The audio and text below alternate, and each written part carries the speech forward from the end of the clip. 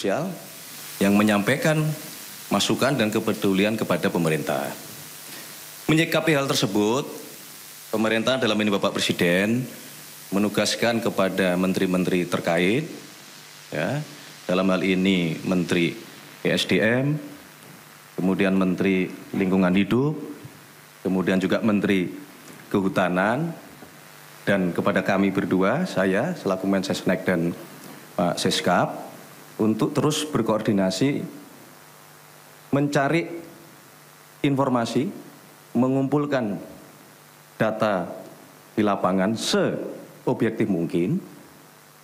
Dan kemarin Bapak Presiden memimpin rapat terbatas, salah satunya membahas tentang izin usaha pertambangan di Kabupaten Raja Ampat ini. Dan atas petunjuk Bapak Presiden, beliau memutuskan bahwa pemerintah akan mencabut izin usaha pertambangan untuk 4 perusahaan di Kabupaten Raja Ampat.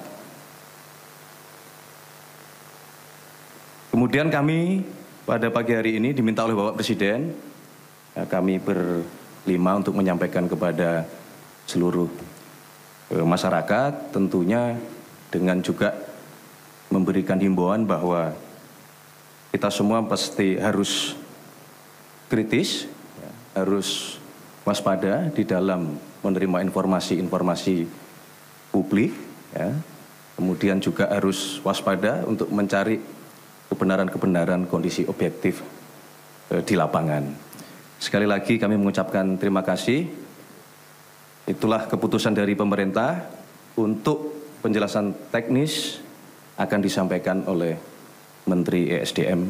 Kami persilahkan.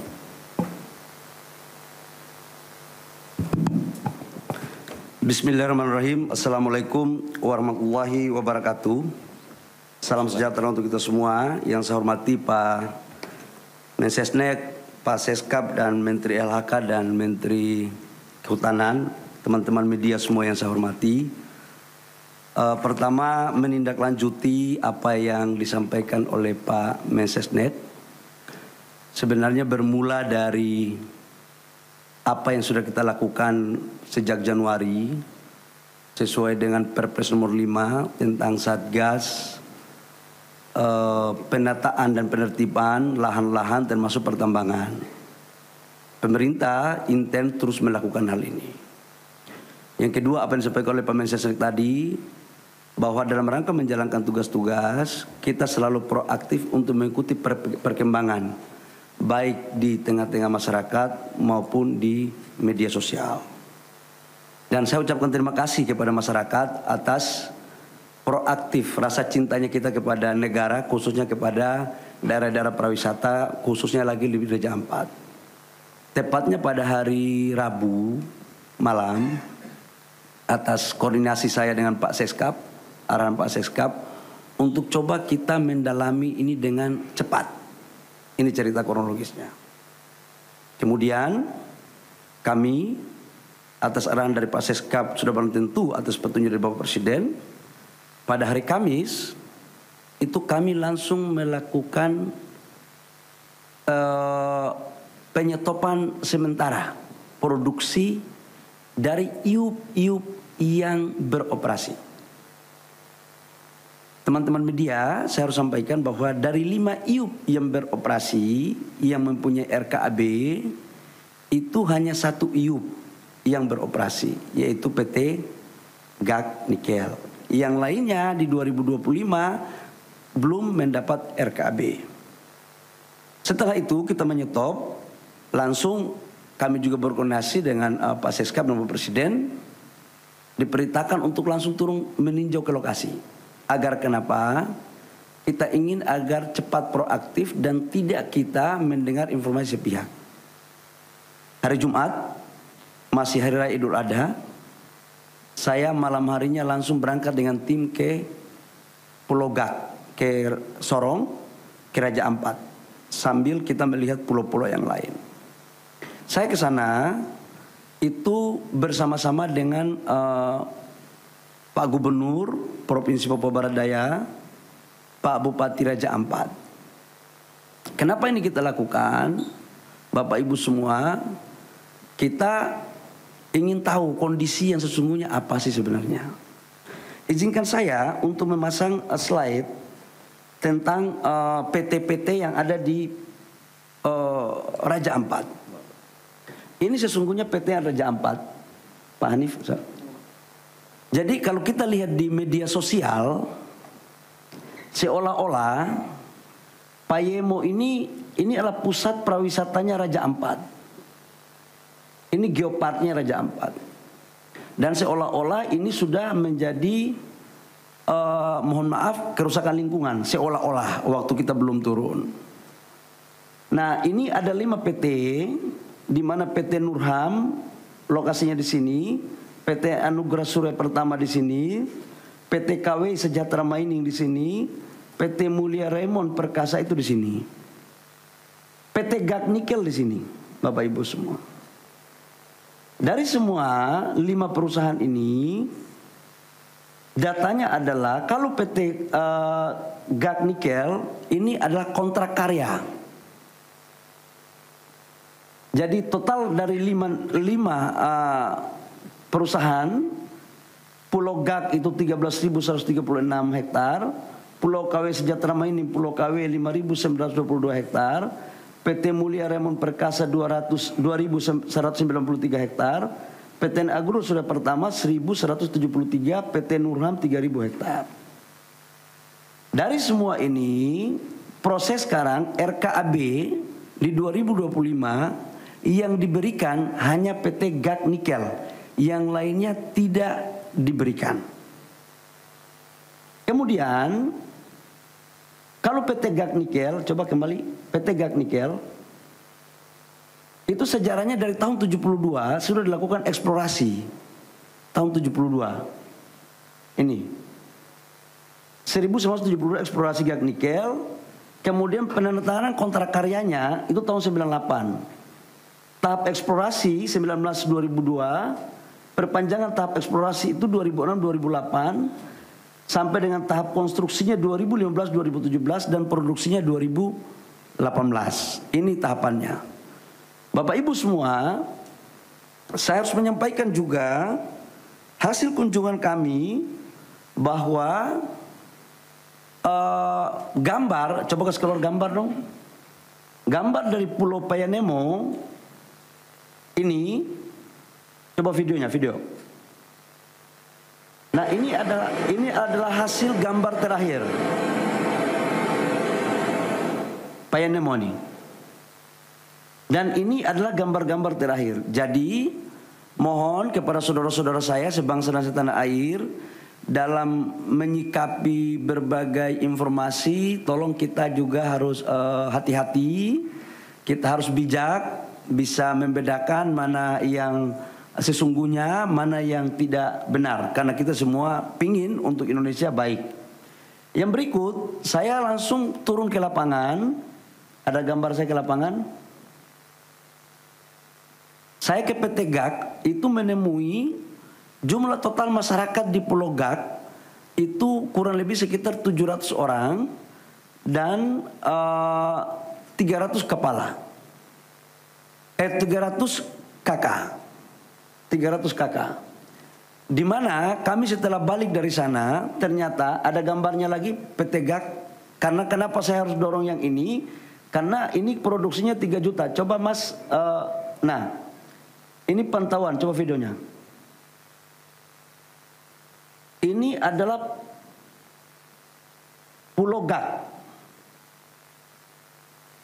Jadi yang dibilang bahwa terumbu karangnya, lautnya sudah tercemar, mohon maaf bisa dilihat sendiri. Dan dari total 13.000 hektar, ini Gag ini, itu yang dibuka itu 260 hektar. Dari 260 hektar sudah reklamasi 130 hektar lebih, kurang lebih, dan sudah dikembalikan ke negara itu kurang lebih sekitar 54 hektar. Dan ini adalah lokasi produksinya sekarang masih ada 130 hektar. Nanti setelah ini direklamasi, Bapak Ibu semua. Nah, atas dasar itu saya juga menyampaikan, ini JT-nya. Bapak Ibu bisa lihat, ini JT-nya, ini lautnya. Ini adalah proses untuk bagaimana melakukan AMDAL yang baik. Jadi sangatlah mohon maaf tidak objektif kalau ada gambar lain yang kurang pas. Ini perlu saya sampaikan. Nah, berikut setelah kita melakukan kunjungan ke sana, kita melakukan rapat dengan gubernur, bupati di Sorong. Ya. Atau kita melakukan rapat dengan Pemda. Dalam rapat kami, kita minta aspirasi dari tokoh-tokoh masyarakat. Apa sesungguhnya yang terjadi. Dan mereka meminta agar tolong dipertimbangkan 4 IUP yang masuk dalam kawasan geopark. Nah, adapun 4 IUP itu dari 5 IUP, Bapak Ibu semua, dari 5 IUP itu 1 IUP pemerintah pusat yang mengeluarkan, yaitu kontrak karya. Sementara IUP-IUP sebelumnya itu dikeluarkan pada tahun 2004 dan 2006. Di mana secara undang-undang Minerba 2004-2006 itu izinnya semua masih di daerah. Dalam hal ini bupati atau gubernur. Ini terjadi karena memang undang-undangnya seperti itu. Tapi saya tidak ingin untuk kita menyalahkan siapa-siapa. Tidak ada. Ini adalah urusan kita semua, kita harus selesaikan. Setelah itu kami balik ke Jakarta. Saya ingin satu slide yang lokasi geopark. Geopark. Satu slide terakhir geopark. Petanya geopark.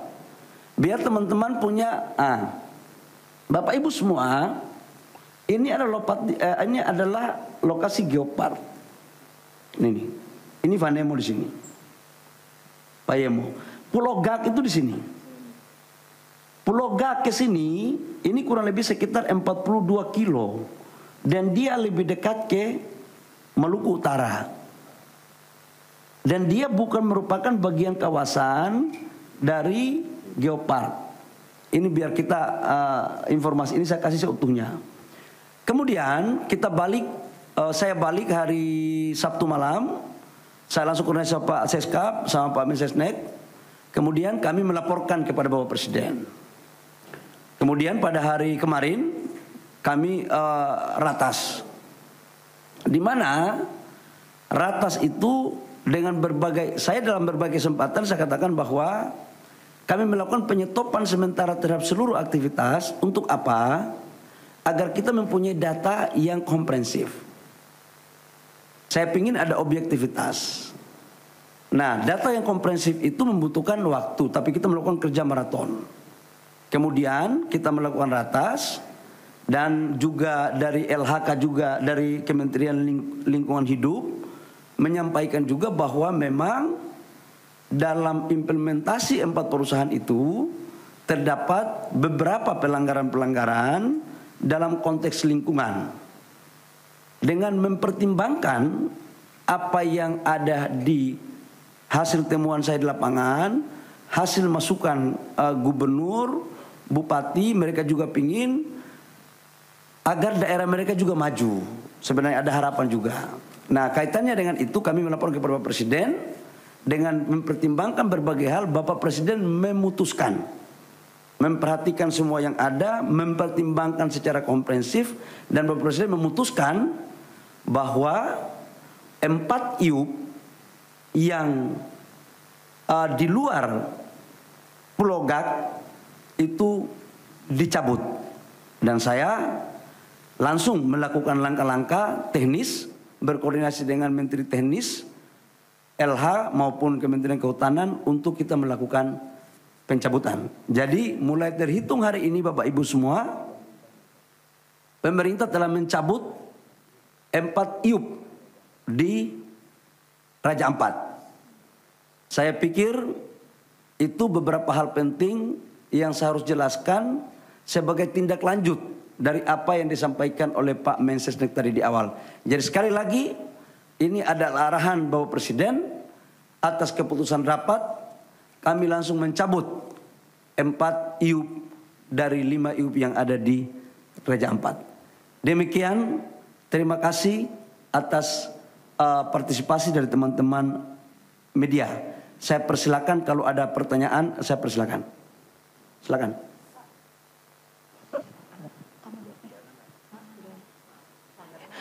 Iya, Bapak, saya Aya. Pertanyaannya tadi 4 IUP yang disebut tadi belum disebutkan yang mana saja terkait dengan IUP-nya. Terus apakah ada pelanggaran yang ditemukan dan jika ada, apakah ada sanksi Pak yang akan diberikan kepada perusahaan-perusahaan ini? Terima kasih. Buka slide, buka slide pertama, Biar terang, saya nggak mau ada manipulasi data. Enggak, ya. Yang kita cabut adalah PT Anugerah Surya Pratama, PT Nurham, PT Miliar Raymond Perkasa, PT KW Sejahtera Mining. Ini yang kita cabut. Alasan pencabutan tadi sudah sampaikan bahwa pertama secara lingkungan atas apa yang disampaikan oleh Menteri LH kepada kami itu melanggar. Yang kedua adalah kita juga turun ngecek di lapangan. Kawasan-kawasan ini menurut kami harus kita lindungi. Dengan tetap memperhatikan biota laut dan juga kala konservasi. Sekalipun memang perdebatan yang akan terjadi adalah izin-izin ini diberikan sebelum kita tetapkan ini sebagai kawasan geopark. Tetapi Bapak Presiden punya perhatian khusus dan secara sungguh-sungguh untuk bagaimana menjadikan Raja Ampat tetap menjadi wisata dunia dan untuk keberlanjutan negara kita. Itu Mbak ya. Jadi ditanya apa alasannya? Alasannya adalah pertama memang secara lingkungan, yang kedua adalah memang secara teknis setelah kami melihat ini sebagian masuk di kawasan geopark. Dan menurut yang ketiga adalah keputusan ratas dengan mempertimbangkan masukan dari pemerintah daerah dan juga adalah melihat dari tokoh-tokoh masyarakat yang saya kunjungi. Saya pikir itu. Dan sekalipun GAK tidak kita cabut, tetapi kita atas perintah Bapak Presiden kita mengawasi khusus dalam implementasinya. Jadi AMDALnya harus ketat, reklamasinya harus ketat. Tidak boleh merusak terumbu karang. Jadi betul-betul kita akan awasi habis terkait dengan urusan di Raja Ampat. Saya persilakan kalau masih ada yang lain. Udah cukup, yang lainnya lagi dong, yang lainnya. Ayo. Izin Pak, saya Bobi Pak, mau nanya mengenai izin. Dari mana Dinda? Dari metrotv.com Pak. Ya. Mau tanya Pak mengenai izin 4 IUP ini kan dikeluarkan sebelum adanya penetapan geopark ya Pak ya. Kenapa setelah ditetapkan menjadi geopark dari pemerintah tidak mengevaluasi adanya 4 IUP ini atau izin tambang ini di acara geopark ini? Tidak ada evaluasi dari pemerintah dan baru kali ini ribut-ribut dari Greenpeace baru ada evaluasi dari pemerintah. Kenapa tidak dari dulu adanya evaluasi? Dan apa Pak dampaknya dari 4 perusahaan ini selama melakukan operasi di area geopark ini?